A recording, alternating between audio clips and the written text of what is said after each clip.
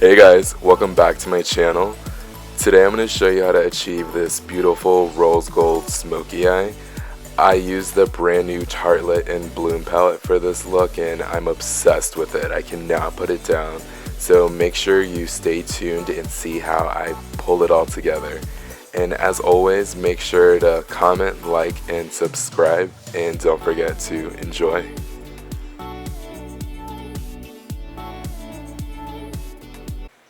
So let's get started with the tutorial. As you can see, I did one eye off camera. I'm going to start with my favorite blending brush of all time, the MAC 224, and I'm going to use the color Rebel just to start to build a transition shade in her crease.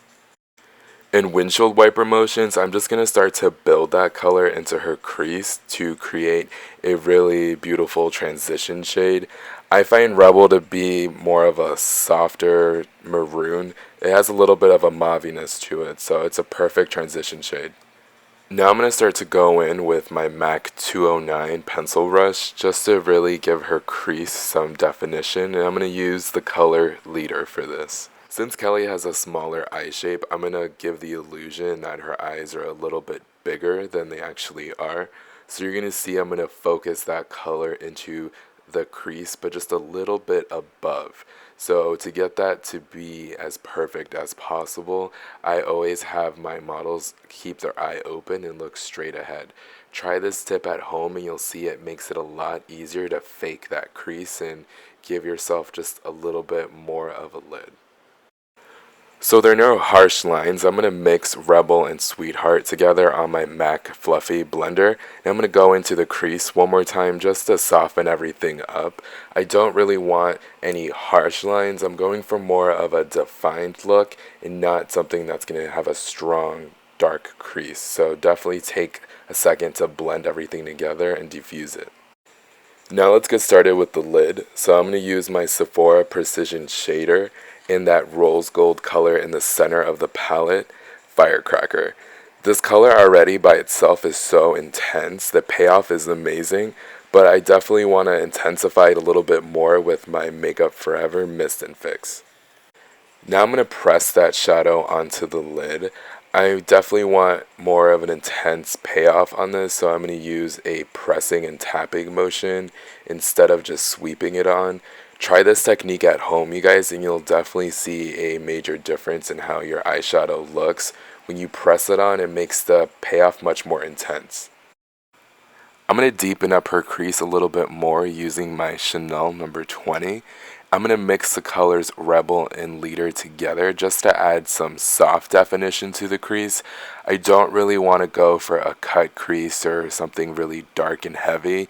So that's why I mix those two colors together just to get more of a softer effect. I love how these two colors blended really nice together. Now to add some smokiness to this look, I'm going to go in with the color Activist and that same Chanel number 20 brush. I love this color because it's a soft charcoal, it's not quite black. I definitely wanted to add some smokiness to Kelley's outer V just to help open up her eyes a little bit more.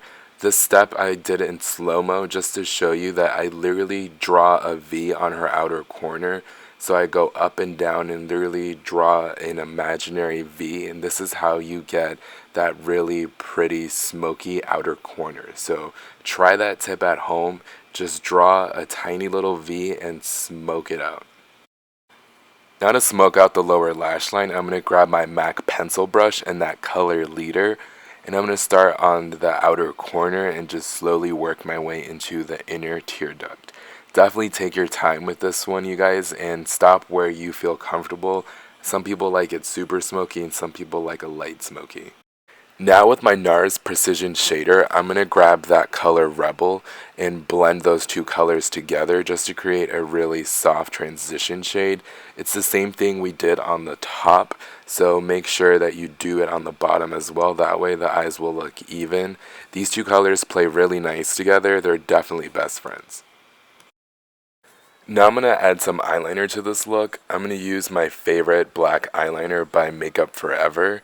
I love this liner because it's so creamy and it just glides right on without any issues. It's definitely a must-have. Now I'm going to go in with a little bit of mascara before we go in with some falsies. I love this formula. It's definitely one of my favorites because it lasts forever and it doesn't clump up on me. Now I'm going to go in with Lena lashes in the style Naomi. I really like these eyelashes for someone who doesn't have the biggest eye in the world because they're not too overwhelming and they're really soft and wispy and they add just a touch of length here and there. It's not just one gigantic strip. They really evened everything out and I think they're perfect. I'm going to start to finish up the eyes now. I'm going to use my Bobbi Brown Illuminator in the shade Bronze Glow. I'm going to wet that with my Makeup Forever Mist and Fix just to get that inner corner to be as bright as possible. I definitely wanted her to shine bright. Now I'm going to go in with my Nebly Mascara. I actually got this on eBay for $2.50 and it's one of my favorite lower lash line mascaras. It's so tiny and it literally grabs every single individual hair.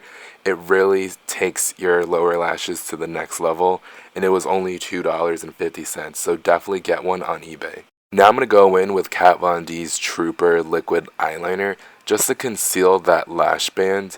Don't forget this step, you guys. It's really important to disguise that lash band and kind of cover up all that glue so that way the lashes look more natural. This is one of my favorite eyeliners because it gives you such tiny, precise little lines. It's definitely my go-to liquid liner. And just like that, the look is complete. Thank you so much for tuning in. I really hope that you guys enjoyed it. I hope that you learned a lot. Let me know what you think in the comment box below. As always, all the products used will be listed in the description box below. Make sure to stay tuned for another Tartelette in Bloom tutorial coming out next week. And as always, make sure to click subscribe and enjoy.